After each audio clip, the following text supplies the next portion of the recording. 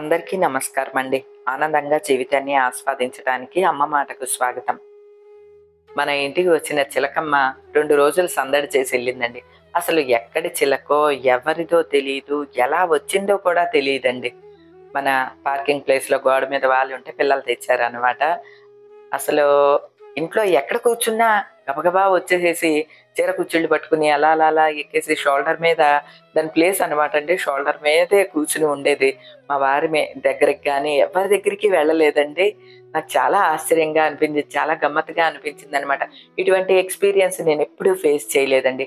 అసలు పెట్ యానిమల్స్ని మేము ఎప్పుడు పెంచుకున్నది కూడా లేదు. నాకు తెలియదు. అలాంటిది అంత ఆ చిలక అంత మాలిం అయ్యేసరికి నాకు చాలా సంతోషంగా అనిపించిందండి. కాకపోతే మేము ఊరు వెళ్తా వరానికి అప్పచెప్పి వెళ్ళాము. అది మరి పిల్లలు ఆ డోర్ తీసేసినట్లున్నారు, ఎగిరిపోయిందని చెప్పిందనమాట. సరే మనకి ఆ 2 రోజులే దాంతో మాలిమి సాహచర్యం రాసిపెట్టున్నదనమాట అని అనిపించింది. కానీ అది ఉన్నంతసేపు అండి దాని బిహేవియర్ చాలా గమ్మత్తుగా అనిపించిందండి. అలా మొహవంక చూస్తూ ఉండేది. చెప్పే ప్రతి మాట కూడా దానికి అర్థమయ్యేదండి. అలానే మన ఇంటికి ప్రతిరోజు చిలకలొస్తాయి అనుకోండి. కానీ మమ్మల్ని చూడంగానే రయ్యి అని పారిపోతాయనమాట. కానీ ఈ చిలకమ్మ అట్లా ఉండేసరికి చాలా సంతోషంగా అనిపించిందండి. అలానే మన ఇంటికి ప్రతిరోజు గోవులొస్తూ ఉంటాయి, చిలకలొస్తూ ఉంటాయి. వాటన్నిటికి కూడా మన మాటలు అర్థమవుతాయండి. అలా అనుకున్నప్పుడు మాత్రం భలే సంతోషంగా అనిపిస్తూ ఉంటుందండి. ఇదంతా కూడా భగవంతుని అనుగ్రహం అంతే అండి. స్వామి అనుగ్రహం ఎలా ఉంటే అలా జరుగుతూ ఉంటుంది. ఇప్పుడు గాల్లో ఎగిరే చిలకని నేను రామ్మా మా ఇంటికి అంటే వచ్చేది లేదు. లేదా నా దగ్గరికి వచ్చి నా భుజం మీద కూర్చో అంటే కూర్చునేది ఉండదు కదండి. అదంతా మరి ఎందుకు అలా జరిగిందో ఏమో తెలియదు కానీ జీవిత కాలం గుర్తుంచుకునే విధంగా ఆ చిలక బిహేవియరు చూసుకుని మాత్రం నేను చాలా మురిసిపోయాననే చెప్పాలండి. ఇక ఈరోజు ఉదయమే లేచి మొత్తం గార్డెన్‌లో పని అది చూసుకుంటున్నాను. మా వారేమో మొక్కలకి వాటరింగ్ చేస్తూ ఉన్నారనమాట అండి. సరే బాబు మీరు వాటరింగ్ చేయండి. నేనెళ్ళి స్నానం చేసొస్తాను అని చెప్పి నేను ఇక లోనికి వెళ్ళాననమాట. సన్ స్క్రీన్ లోషన్ యూజ్ చేశాననమాట అండి. స్నానం చేసిన వెంటనే. అసలే ఎండలు విపరీతంగా ఉంటున్నాయి కదండీ! ఈ ఎండల్లోకి వెళ్తే స్కిన్ పాడయ్యే అవకాశం ఉంటుందనమాట. అసలే నాకు 1 ½ ఇయర్ బ్యాక్ పిగ్మెంటేషన్ స్టార్ట్ అయిందనమాట అండి. అప్పుడు పిగ్మెంటేషన్ అనంగానే అందరూ రకరకాల సలహాలన్నీ చెప్తూ ఉంటారు. ఇది వాడు, అది వాడు, పసుపు వాడు, చందనం వాడు రకరకాలవి చెప్తూ ఉంటారు. సంధ్య చెప్పిందనమాట. అమ్మ క్యూస్కిన్ యాప్‌ని ఫోన్‌లోకి డౌన్‌లోడ్ చేసుకొని నీ ఫోటోని అప్‌లోడ్ చెయ్యి. ప్రాబ్లమ్ ఏంటో వాళ్ళే కనిపెడతారు. అలానే కిట్ కూడా వాళ్ళే పంపిస్తారు. అది కూడా ఒక డెర్మటాలజిస్ట్ సజెస్ట్ చేసిన కిట్ పంపిస్తారు అని చెప్పింది. నేను వెంటనే యాప్‌ని ఫోన్‌లోకి డౌన్‌లోడ్ చేసుకొని నా ఫోటోని అప్‌లోడ్ చేశానండి. నా కొన్ని సెకండ్స్‌లోనే మీకు పిగ్మెంటేషన్ ఉన్నది అని చెప్పి వాళ్ళు కనిపెట్టేశారనమాట అండి. వెంటనే కిట్ కూడా ఆర్డర్ పెట్టేశాను. 1 ½ ఇయర్ నుంచి వాడుతున్నాను. నాకు పిగ్మెంటేషన్ కూడా పెరగలేదు. లైట్ అయిపోయిందండి. మీరు గమనించినా అర్థమై ఉంటుంది కదా! ఎవరన్నా అనుకోవచ్చు ఇది అడ్వర్టైజ్మెంట్ గా చెప్తున్నారా అని చెప్పి మొన్న ఎవరో కామెంట్ కూడా పెట్టారనమాట. అమ్మ మీరు నిజంగా వాడి చెప్తున్నారా లేకపోతే అడ్వర్టైజ్మెంట్ గా చెప్తున్నారా అని. లేదండి మీరు 1 ½ ఇయర్ నుంచి చూస్తున్నా మీకు అర్థమై ఉంటుంది కదా. కిట్ తెప్పించుకుని నేను యూజ్ చేసే మీకు చెప్తూ ఉన్నాను. ఎందుకంటే నాకు ప్రాబ్లం స్టార్ట్ అయిన వెంటనే నేను కనిపెట్టి చేసిన పని అనమాట ఇది. నాకు చాలా బాగా పనిచేసింది. ఏమన్నా నేను షాపింగ్కి వెళ్ళినా సరే చాలా రకాల చీరలు అవన్నీ కూడా చూపిస్తూ ఉంటారు కదా. కానీ ఏది తక్కువ ప్రైస్ లో ఉంది, ఏది మంచి క్వాలిటీ ఉన్నది, ఏది ట్రెండింగ్ గా ఉన్నది ఇవన్నీ చూసి పలానాయి బాగున్నాయి, పలానాయి బాగున్నాయి, పలానాది రీజనబుల్ ప్రైస్ అని చెప్పి మీకు చెప్తూ ఉంటాను. అలానే ఈ క్యూస్కిన్ యాప్ ని కూడా ఈ కిట్ ని నేను యూజ్ చేసే నాకు బాగా పనిచేసిన తర్వాతే మీకు చెప్తూ ఉన్నాను అనమాట అండి. నాకు వచ్చిన కిట్ లో 4 వచ్చినాయి అనమాట. ఇది 1499 రూపాయలు అవుతుంది అనమాట అండి ఈ కిట్. ఎవరికన్నా డౌట్ రావచ్చు ఈ 4 డైలీ రొటీన్ లో 4 ముఖానికి రుద్దేసుకోవాలా పూసేసుకోవాలా అని. నేనైతే ఇవన్నీ ఏమీ వాడనండి. ఇప్పుడు సపోజ్ ఎండ్లోకి వెళ్తున్నాను సన్ స్క్రీన్ లోషన్ యూజ్ చేస్తాను. స్నానం చేసిన తర్వాత గుర్తుంటే మాయిశ్చరైజర్ రాసుకుంటాను.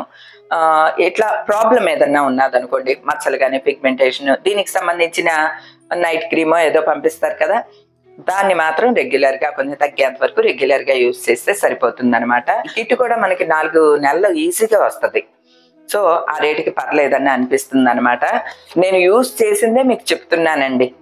మన ఫ్యామిలీలో ఎవరికన్నా స్కిన్ కానీ, హెయిర్ కానీ, ఫేస్కి కానీ ఏదైనా ప్రాబ్లం ఉంటే నేను డిస్క్రిప్షన్లో క్యూ స్కిన్ యాప్ని ఇస్తున్నాను. ఫోన్లోకి డౌన్లోడ్ చేసుకుని మీ ఫోటోని అప్లోడ్ చేయండి. ఎందుకంటే మన పట్ల మనం శ్రద్ధ తీసుకోవటం అవసరం అండి.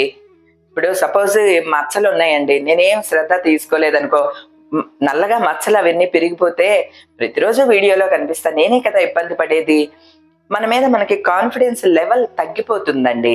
అంతో ఎంతో మన పట్ల మనం శ్రద్ధ పెట్టాలి, జాగ్రత్త పడాలి.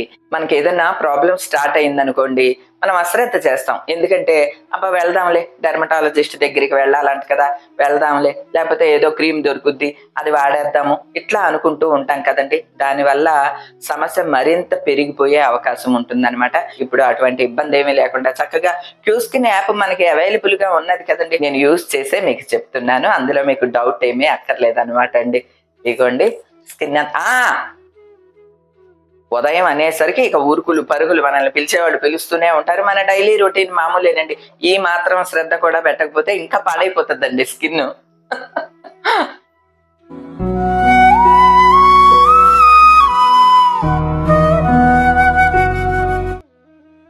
ఉదయమే ఎన్ని పనులు ఉన్నా సరే అండి, మన మనసుకి ప్రశాంతంగా అనిపించే పని చేస్తే ఆ రోజు చాలా హ్యాపీగా ప్రారంభమైనట్లు అనిపిస్తుందండి. నాకైతే కృష్ణయ్య ముందు ఒక ముగ్గు కర్ర వేసుకుని, అలానే తులసమ్మ దగ్గర మన గజరాజుల మధ్యలో కూడా లక్ష్మీ ముగ్గు వేసుకుని ఒక దీపం పెట్టుకుంటే చాలా సంతోషంగా అనిపిస్తూ ఉంటుందండి.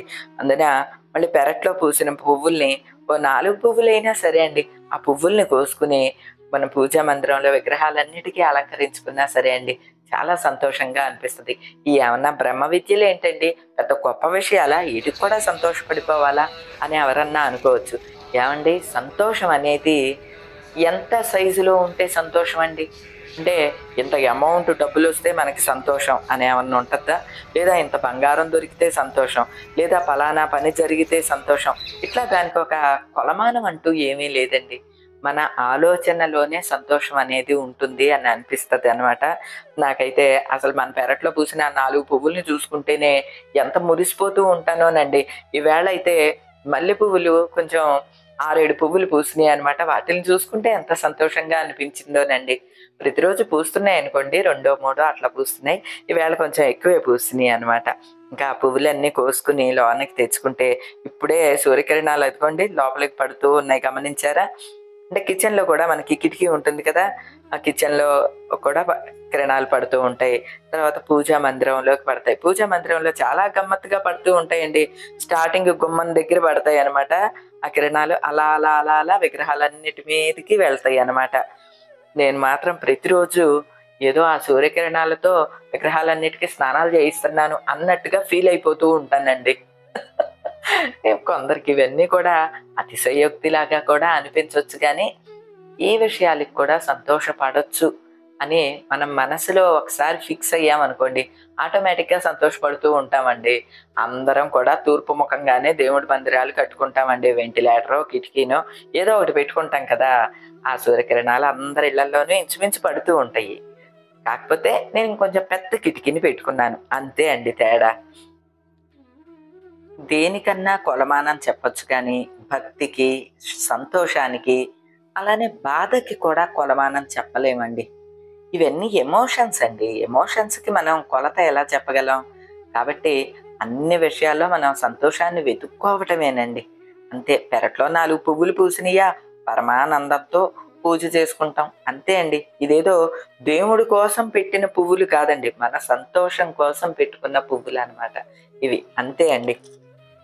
అన్నిటికీ మించి ఎదుటి వాళ్ళు మన వల్ల సంతోషపడ్డారు అంటే అదే నిజమైన భక్తి అండి, అదే నిజమైన దేవుడు, అంతే అండి. నేను ఇది నమ్మే సిద్ధాంతం అండి. అందుకనే ప్రతిసారి వీడియోలో మీకు చెప్తూనే ఉంటాను అనుకోండి. అలానే ఈరోజు కూడా చాలా సంతోషంగా పూజ చేసుకున్నానండి. పూజ చేసుకోవటం మాత్రం మన సంతోషం కోసం అనమాట అండి. ఈరోజు టిఫిన్ ఏమీ వేయలేదనమాట అండి. మా వారికి చద్దన్నం తినాలని ఉన్నదట, పెరుగన్నం తోడేసేయి అని అన్నారు. రాత్రి పాలుంటే అన్నం కూడా ఉంటే అని ఉల్లిపాయ ముక్కలు కూడా వేసి తోడు పెట్టి ఉంచాను అనమాట. కానీ మా వారు నేను తిన్నాం, కానీ మా మరిది గారు వద్దని అన్నారు. ఆయన ఊరు ప్రయాణం అవుతున్నారు అనమాట అండి. సరే, మా వారేమో బయటికి వెళ్ళి వస్తూ మా మరిది గారి కోసం టిఫిన్ తెచ్చారు. త్వరగా ఎర్లీగా భోంచేసి వెళ్ళిపోతాను అని చెప్పాడు మా మరిది.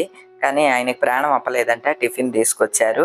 నా కోసం ఏమో సపోటా పళ్ళు తెచ్చారు. ఇప్పుడు సీజన్ అండి, సపోటా పళ్ళు బాగా వస్తున్నాయి అన్నమాట. సీజనల్ ఫ్రూట్స్ మాకు బాగా దొరుకుతాయండి. ఈవేళ ఎండ ఎక్కువగా ఉన్నది కదండి, అంత చద్దన్నం 4 సపోటా పళ్ళు తింటే కడుపులో చల్లగా ఉన్నదండి. ఆ తర్వాత ఇక నా వంట పనిలోకి నేను ప్రవేశించాను. ఈవేళ కూర ఏంటో తెలుసా అండి? చికెన్ విత్ గోంగూర. మీరు వండుతూ ఉంటారా అండి?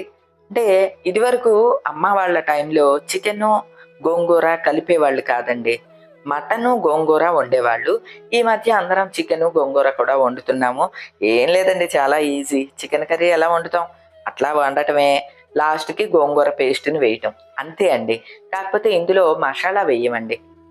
ఓన్లీ అల్లం వెల్లుల్లి పేస్ట్ మాత్రమే వేస్తాననమాట అండి. ఏవండీ మన ఫ్యామిలీలో ఈ చికెను, గోంగూర వండేవాళ్ళున్నారా? చికెను, గోంగూరకి ఫ్యాన్స్ ఉన్నారా అండి? ఉంటే గనక తప్పకుండా చెప్పండి.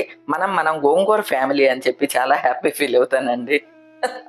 ఎందుకంటే ఈ గోంగూర, చింత చిగురు ఇటువంటియన్నీ ఇష్టపడే వాళ్ళ శరీర తత్వం ఒక విధంగా ఉంటుందనమాట అండి. అది ఆయుర్వేదంలో కూడా చెప్తారు. అందుకని అడుగుతున్నాననమాట అండి. ఇగోండి కూరంతా దగ్గరకయిన తర్వాత ఇలా ఉన్నది. నాకైతే సూపర్ ఫేవరెట్ కర్రీ అండి. పులుపు ఏదైనా సరే ఫేవరెట్ కర్రీనేనండి. గోంగూర, చింత చిగురు. ఇప్పుడు ఈ సీజన్ అంతా కూడా చింత చిగురు కూడా వస్తదండి. చాలా రొయ్యల్లో, అలానే పప్పులో అన్నిటిల్లో కలుపుల్లో వేసేస్తూ ఉంటాం. ఎక్కువే వాడతాము చింత చిగురు కూడా అండి. ఇక మా భోజనాలయిన తర్వాత మా మరిది గారు టూర్ ప్రయాణం ఉన్నదనమాట అండి. వెళ్తూ ఉన్నారు. టూర్ అంటే ఎన్నో రోజులు అనుకునేరు గనక 1 డే అండి అంతే. వాళ్ళ ఫ్రెండ్స్ అందరూ కలిసి ఎక్కడికో ట్రిప్ వేసుకున్నారనమాట. అక్కడికి బయలుదేరి వెళ్తున్నాడు. అందరూ కలిసి ఆహ్, ఆన్ రోడ్డే వెళ్తున్నారనమాట. 2, 3 కార్లు వేసుకొని వెళ్తున్నారు. సంధ్య, రమ్య వెళ్తుంటే వాళ్ళకి స్వీట్లు, హాట్లు ఇస్తారు చూడండి. అలాగా మా వారు పెద్ద బాక్స్ నిండా స్వీట్లు, హాట్లు తెచ్చారనమాట. మా మరిది రాత్రి చెప్పారంట, "ఒక స్వీటు, హాటు తీసుకురా" అని చెప్పి.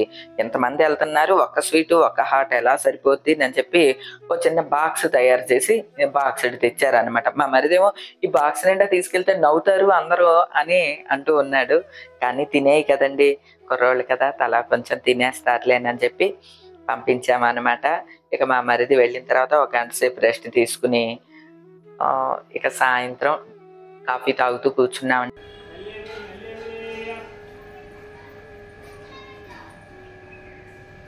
ఇంతలోకి మల్లె పువ్వులు వచ్చినాయి అనమాట, ఎళ్ళమాట. ఏవండీ ఇదివరకు మల్లె పువ్వుల్ని వందల లెక్కన అమ్మేవాళ్ళు. అంటే 100 మల్లె పువ్వులు రూపాయి పావలో, రూపాయిన్నరో ఇట్లా ఉండేది కదా!